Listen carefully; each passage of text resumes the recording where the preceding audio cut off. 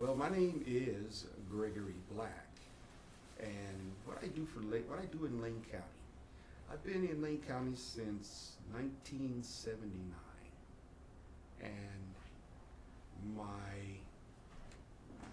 trade is I am a electrician and electrical contractor, and I'm also a thermal imaging specialist. I tell people I sling cameras, so I've always got a camera in my hand. So that's the trade side of my body and my brain, but my fun side is film, music, writing screenplays, artwork, photography, all of the artistic stuff. That's my real passion. Uh, the other stuff, it's a passion too, but I've been doing it for a long time. So I'm married. I have 4 sons. I have 5 grandsons. So Lots of boys. lots of men, lots of black men coming down the tubes. So all your boys were raised here in Eugene? All of them are born and raised. They're native Oregonians. My wife and I are originally from Illinois, Central Illinois. So, but What brought you to Eugene? actually, what brought me to Eugene was the trades. This is one of the better paid IBEW locals in the country when I got here. So I was like, oh yeah, we make really long money out here. So it was worth the drive. So, we've been asking people what it's like to live as a person of color in Eugene, and then certainly compared at any point to what it was like living in Illinois or somewhere else that you've lived. I mean, what can you tell us about the environment for somebody? Well, the part of Central Illinois that I lived in is basically Abraham Lincoln's library is there. So it's the land of Lincoln. And being that it is the land of Lincoln, that is one of those areas of the country where racism basically is everywhere in the United States. Depending on, it doesn't really depend on where you live, it's everywhere. Oregon was the only state admitted to the union that says, hey, we don't, if you got a little tint in your skin, we really don't want you here. But what's significant about Springfield, Illinois, is that in 1909 they had this race riot that was just stupid crazy, and the NAACP formed the next year afterwards. So I grew up in Central Illinois where there was there were boundaries, street boundaries I couldn't cross, and my mother's always, oh, you can't go across that street, you're not supposed to stay on this side. So there's a lot of redlining. There was all of the stuff that I think most people of color end up growing up with and being aware of how the institution of America, how it works for people of color, and then how do we survive around that? What do we do to survive that craziness? And so we learn to adapt, we learn to build resiliency, we learn to trust in ourselves, we build faith, whether it's religious or in any other kind of faith in your skills or yourselves, and to recognize really, some of the stuff that's starting to come out now that I have seen probably all my life. And so it's just one of those opportunities to kind of just nod your head and say, well, what goes around really does come around, and if you didn't know, now you know. So what has it been like growing into your own here in Oregon? It's the same. It's just here it's more pronounced, and I have to stand up for myself a little more. A couple of weeks ago, I was in one of the grocery stores, and a Caucasian gentleman walked up to me, and he goes, "So how are they treating you here in in Oregon? Sorry, how are they treating you here in Oregon?" I looked at him. I said, "What do you mean? Aren't you from California?" No. Go to U of O? No. I've been here since 1979. Well, how'd you do that? I said, I hide well. I just do my job, and most times they don't really pay attention to people of color. They sort of dismiss us, they marginalize us. As an electrician and electrical contractor, I get a couple of eyebrows up. You know, they go, "Oh, we didn't know you. You know, you had the mental capabilities of being, you know, that intelligent." I'm like, "Really? Are you saying that to my face? Really? That you think I'm not intelligent?" Interesting. Interesting. So part of my background also has to do with radio broadcast. You know, I actually got my first FCC license when I was 18 years old. So I was one of those nerdy kids, you know, that played with, you know, making radios and launching model rockets. There's some other things I don't want to mention on camera, but you know, they were borderline stuff. And so I've always been into some type of electricity, electronics, and also music. I started playing classical piano when I was 5 years old. So there was all of this stuff always going on. So I was never bored. COVID hits and I'm like, time to write music or write screenplays. Everybody else is climbing the walls. I'm like, no, you know, you basically put me in a cave with a rock and come back 3 years later, you know, I might have some sculptures in there. So that's kind of that's what happens. Yeah. So have you noticed any changes in the last year? What kind of changes? Just, we've seen a lot of movement, some progression, some policy changes. Have you noticed any in our area recently? You know, I haven't really actually seen them come to fruit. I've seen a lot of talk about them, but I actually haven't seen the boots on the street. I actually haven't seen them grow legs and then walk out the doors, what I like to say. They actually haven't happened. But I do see a lot of things starting to change. I was co-founder along with Kathleen Caprario of the A Critical Conversation with the aesthetic arts work. We put that thing together. So that's going to the Jordan Snitzer Museum of Art. So I've been scrambling around trying to get all those pieces of photography, all the video pieces, to get it into the museum. And I think they're going to run it from somewhere June to November, I think is the timeline. So you go to Portland and probably Seattle. So I've just been involved in just trying to use whatever artistic skills or something along the artwork or film work, any of that stuff that just says this is where America is now. And for me, I wrap fish in this news. This stuff has been going on for so long. It's just time to just make an expose that says, yeah, I've grown up with this stuff. I remember my mother, I had 2 brothers, and I'm the youngest of all those guys. So I remember growing up, my mother gave me the talk, and it wasn't about the birds and the bees. It was about, you know, the police ain't really your friend, so watch your back.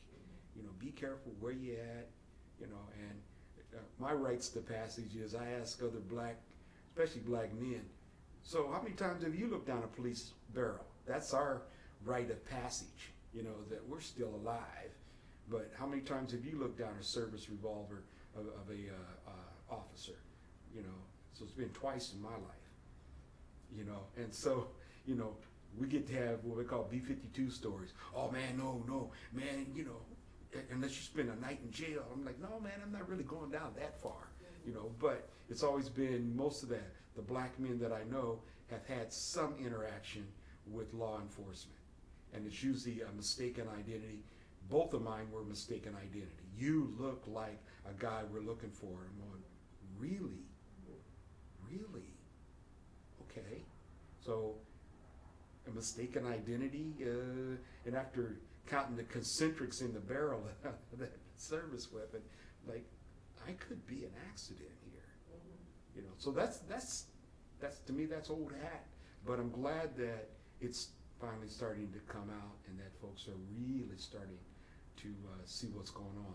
And COVID, as bad as it's been, it actually showed the cracks in America. It showed the infrastructure. It showed lack of medical capabilities and that infrastructure. It showed food. It showed lack of internet. Then kids are at home. They got to study at home. And the internet is not robust like it is in other countries. So I was in Japan in 2019. I'm like, I could live this place, you know, learn the language, I could live here, because everything's on time. They spend time with infrastructure. If you ride a bullet train, they're on time, you know. So it's like, you know, we got all this money, what are we doing with our research? We're not taking care of our people, and we constantly ask people for more money. And then what do we do with the money? You know, so those are my crazy political outreaches that I think we can, and I think we can do more with what we have, but it seems that it's been labeled as, well, you're getting welfare. And so they want to look down on you, but how many corporations are getting welfare? How many corporations do we bail out with our money? So, you know, hey, give me my money, let me do what I want. Or if you got my money, do what I ask you to do with it, you know, to make it easier and better for us to live in this country. It's not too bad, but there are some places in the world you're like, we could really improve in America substantially. We could really take off. So. And what do you think of the present administration and any changes that may have shifted since the prior administration? There was an administration before this one? I'm just kidding. You know, it's like a contrast. It's like a huge contrast. I'm glad the current administration actually put into effect, we are going to try to vaccinate these people in this country so that we can open back up. We're going to try to make sure people are safe. And then we're looking at India, and you know, India is just getting devastated. And I'm thinking, you know, current president is really pushing to make an effort. And of course, people are politicizing it. There's people like, I don't want to take that thing, you know, and it's got 666 in it, you know, and you know, you're going to be contaminated. Then they're going to pull a switch somewhere, and all of a sudden you'll be controlled by them. You'll be a robot, and all of the food, and you know. And I was like, well, what's in the food? I think a couple of weeks ago they found some stuff in the baby food. I'm like, they started in infancy, and you worried about a shot? Oh, come on now. But traveling around the world, you know, I had to go to Kenya, and they said, get the measles shot before you get here. And I'm thinking, I'm an old guy. I got the measles shot like last century. And they said, we don't care. If you're going to come in this country, you will take a measles shot and have it verified on your yellow card. If not, you'll be sitting at the port of entry. No. Okay, there's a decision. If I want to be in the country, yeah, it's okay to take the shot. I'm good with that, because you don't want to be at the port of entry at night when the animals come out. That's what I'm saying. You know. And I've had different views about the immunizations in general, but it's like technology has brought us all over the world, and technology is going to have to protect us from getting everybody sick. If we're going to keep getting on an airplane and bring our disease to your country, Yes. this is the least we can do. Yes, and you know, I said countries have rules, and you know, you travel. Like I said, I'm kind of passionate about traveling to Africa and Japan and a few other places. I'm passionate about it, but if those are their rules and they want to protect their population, just because I think I'm you know, big, you know, bourgeois, you know, American, and you know, whatever I say goes, you know. Once you see a couple of members of the African army, they will make you unball your fist. You know, you think you bad. You see them, you say, oh, I don't think I want to tangle with them boys. You know, they're some rough boys. And they're not smiling. They're, you know, they make eye contact with you, stare right through you. So, okay, I'm not going to fool with these boys. Let me follow the rules. And it's much easier to follow the rules. I'm not trying to learn a new language the hard way. That means in jail. I'm not trying to learn language that way. So, yeah. So those are the rules. So I try to live by the rules. Yeah. So what do? You mentioned art. What do you do to make sure your voice is heard Actually, what I've been doing is I've been shooting a lot of film for Oregon Black Pioneers Museum, and so they are folks that are eventually going to have a virtual museum, and part of what I've been doing is capturing stories of African Americans that were born in Oregon in the 20s, 30s, and 40s, and getting their stories, because they're in their 70s, 80s, and 90s. And so I've been getting their stories and getting that perspective of how Oregon was when they had to come through. So it's a little, I guess it's a little easier for me, now that I'm coming through. There's been some enlightenment, but one story that has stuck in my brain this whole time was one of the ladies was graduating high school, and it was her and her sister, and these African Americans, and they wanted to go to school, wanted to go to college, and so their dad is driving them to one of the schools, and just outside McMinnville, there's a sign on the freeway that says, "No darkies after dark." And that's probably in the early 40s. So they came through a whole lot of stuff, in order to kind of, they sustained, and they did become successful, and they had an opportunity to push things forward. Some of the interviews, I kind of had this little thought in my mind that basically they gave the city fathers their driving finger. They said, "Hey, we're descended from slaves. We can't read what you wrote." And they went on about their business and became very successful. Some of them were lawyers, some of them were doctors, some of them ended up being superintendent of school districts, that sort of thing. So, they were successful people. And so that was kind of encouraging to see that that resiliency thing popped up again. That I don't care, you say I wasn't here or whatever. So what's happening now is one of the events that I'm involved in is the Strides for Social Justice. Y'all hip to that? Okay. So I'm kind of involved in that. I'm trying to write some music for it, trying to be a part of that whole thing, and assisting with some Native Americans I'm a gear slut. Let's just put it like that. And somehow I have so much overflow equipment that sometimes I just loan it out, or if somebody doesn't understand how to use it, I'll loan it to them and give them a little brief tutorial. This is how you use this, and get out of the way and let their creativity come through, because there are people who are creative that just don't have the tools, so I try to be someplace where if somebody says, "Throw me a life preserver," I can throw them a life preserver, and it has a rope attached to it, to pull them to shore, rather than throw the life preserver and cut the rope.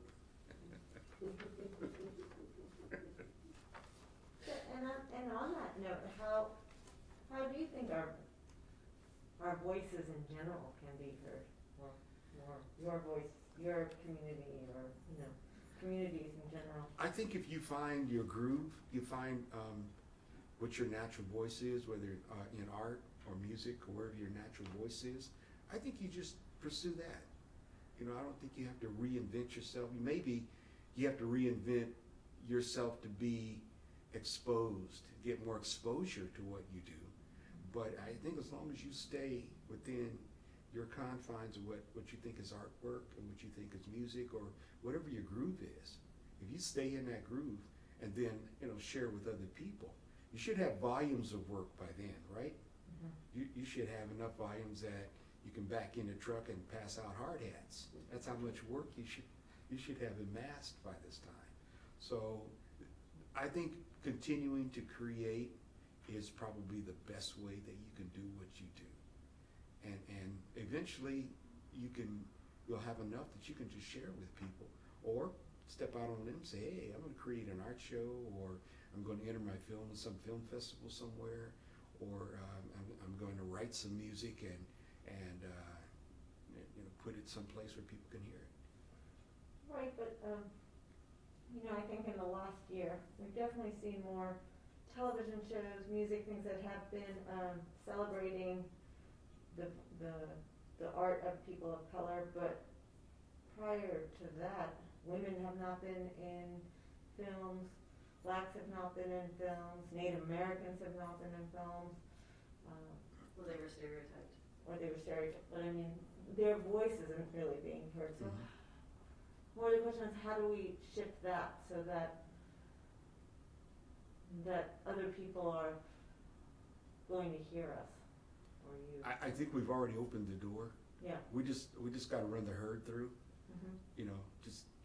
encourage, that's kind of what I was mentioning about having the equipment or something. Encourage other people, because a lot of times they tell you technology is intimidating, you'll never learn this. I'm like, no, don't go for that. Don't go for the head fake, Mhm. all right? So there are people around that you can ask questions. I think the biggest thing you can do is just ask the universe.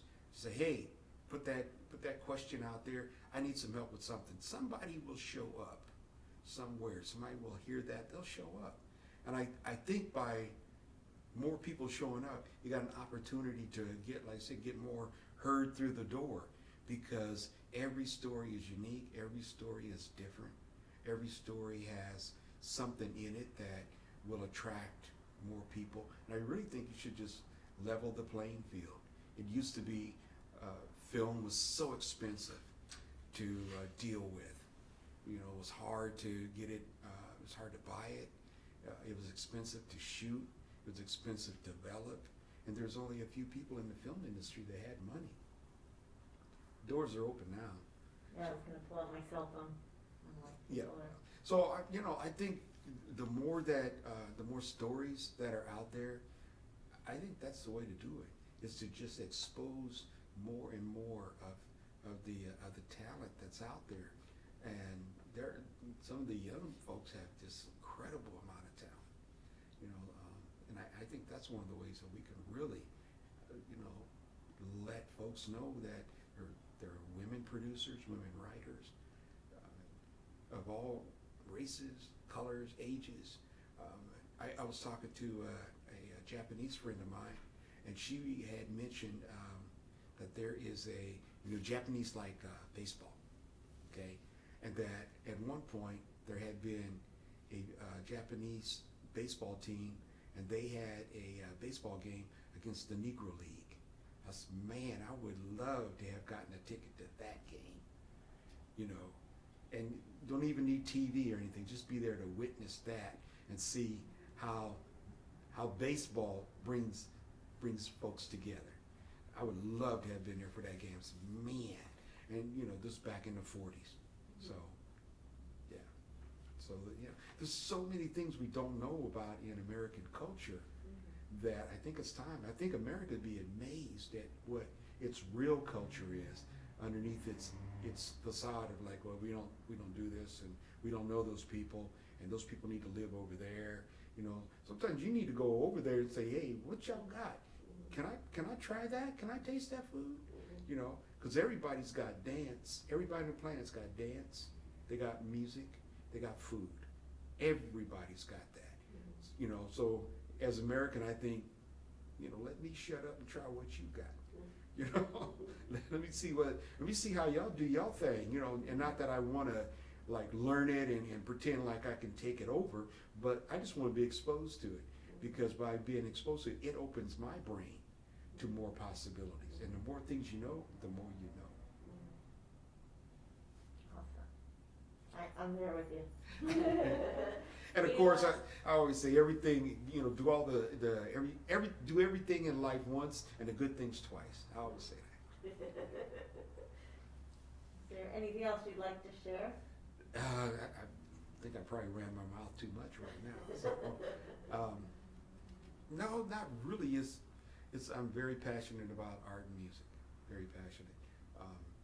And the trades are fun too. I can't discount that. That stuff is fun too. So I guess everything I do is kind of legal.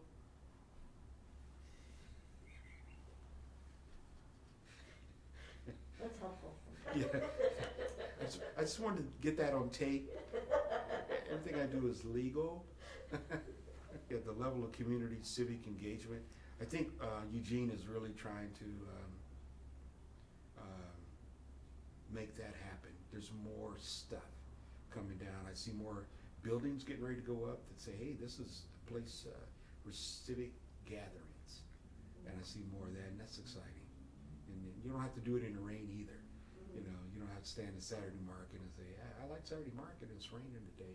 So Mhm. there's some new things coming down that I think are really gonna enhance this city, and it's gonna be exciting. I think it's gonna be fun. Well, thank you so much for coming. I really enjoyed. Mhm. All right, thank you.